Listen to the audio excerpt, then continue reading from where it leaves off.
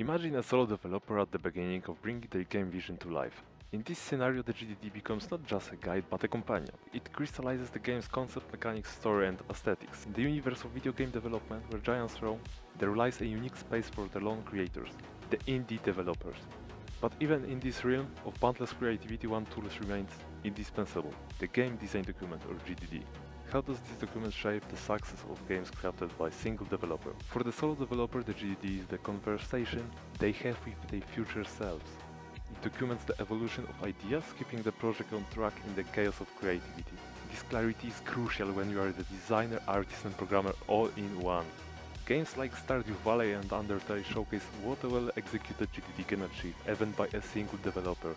Their creators planned and refined their vision, resulting in games that not only succeeded commercially, but also touched the hearts of millions of players. The GDD for a solo developer is a living document evolving as the game takes shape.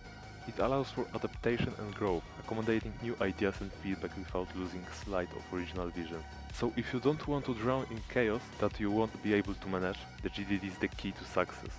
In this video I told you why the GDD is so important, but in the future I would like to release a video that will be a guide how to make full GDD.